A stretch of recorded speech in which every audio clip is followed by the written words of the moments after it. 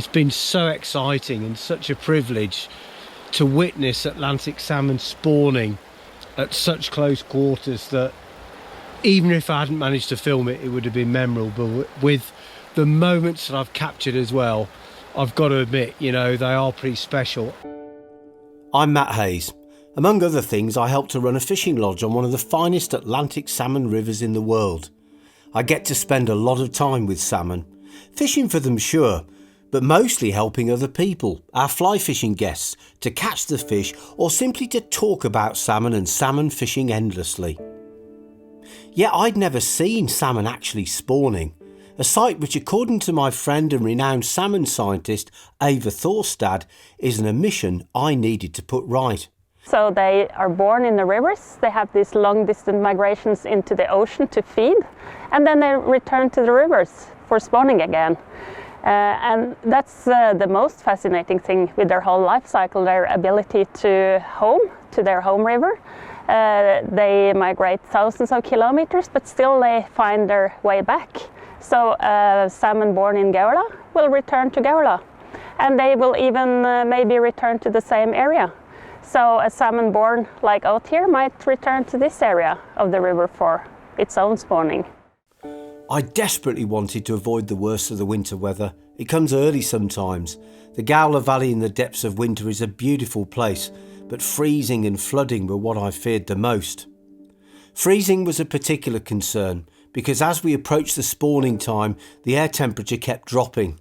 And as luck would have it, although it didn't freeze over completely during my filming, it did just 2 days after I finished.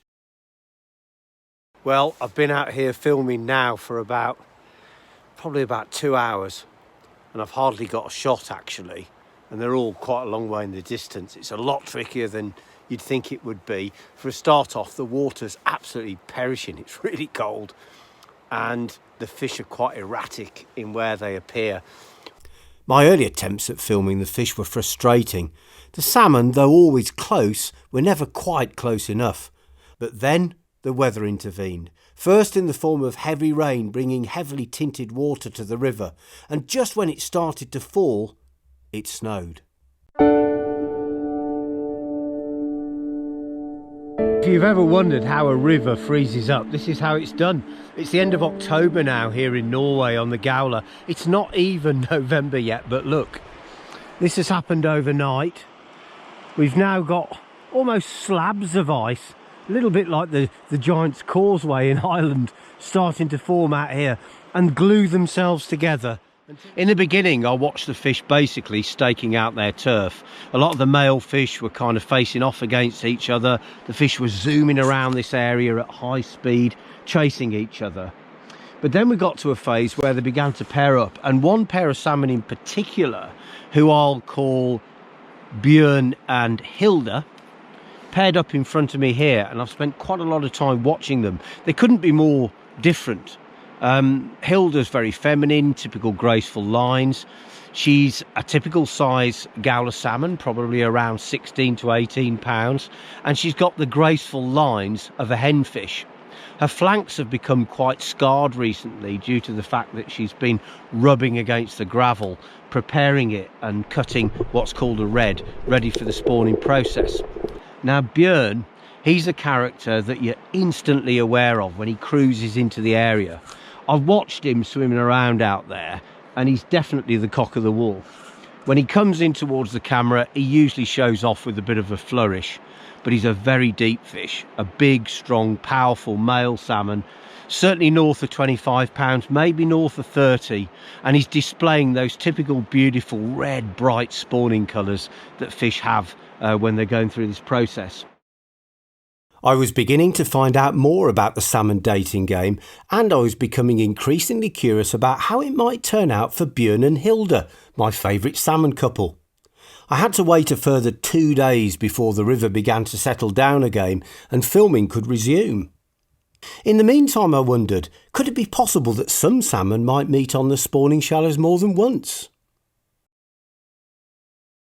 Salmon would stay in the sea for normally 1 to 3 years. After 1 year, those returning after 1 year would normally be between 1 and 3 kilos. If they stay for 2 years, they would be 3 to 7 kilos, or they could be larger if they stay 3 years or longer. So they could stay at sea for 3, 4, 5 years. They could also survive spawning and then go to the sea again and then come back for a new spawning. So we know that some salmon can spawn 5 or 6 times during their lifetime. But then you really need good genes and you need to be a lucky salmon. So most salmon will survive for 1 spawning and quite a lot will spawn 2 times during their life. Day 9 dawned dull and overcast, but an inspection of the river revealed rapidly clearing water and, much to my delight and relief, Björn and Hilda. I've come down today, the fish are back in position, the water looks a bit clearer, so I'm really hoping that the story will continue and I can get some great footage. At times, I felt a little voyeuristic, intrusive even, as I watched the salmon move from courtship to foreplay, and in the case of the males, quite a lot of aggression in between. Day 10, and I was beginning to wonder whether the salmon would ever get it on. I had no idea when the actual spawning would take place, and indeed for how long it would last. But it's been an up and down game. I've watched the sort of preliminary spawning where I've seen Hilda cutting the red, but I'm really not quite sure whether she's laid any eggs in it yet. I suspect not. The water had coloured overnight, making visibility difficult, and I had problems spotting the fish. Björn and Hilda fulfilled their destiny in the space of a hectic half an hour. They were joined by a much smaller third male fish that darted in at the last minute to complete a salmon ménage à trois.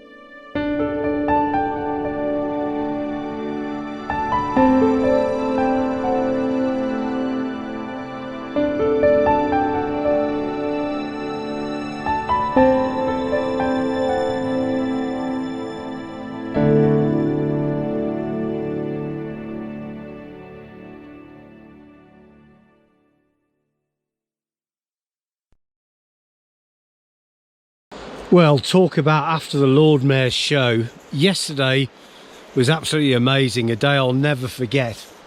You know, yesterday morning there were groups of salmon, male and female, out here in this water in front of me, still chasing each other in the courtship ritual. You know, all of that took place, as far as I could see, certainly within an hour. And you can see the results the next day. Just nothing here, and it kind of feels a little bit flat and empty. Seeing a natural miracle unfold before my eyes was one of the best experiences of my life. I am in awe of the Atlantic salmon, more than I ever was in fact. I realised that whilst these fish are being driven by a genetic imprint to propagate the species no matter what, they form bonds, pursue rivalries and even develop relationships. Driven to fulfil a bittersweet destiny that, according to Eva, is most likely to be a one-time deal, The sad thing is that for most salmon, the heady climax of spawning is a prelude to death. Yet, as I turned to make for home, a little piece of me clung to the hope that when I visit the spawning shallows again next autumn, I might just see Björn and Hilda cozying up to each other in their usual spot.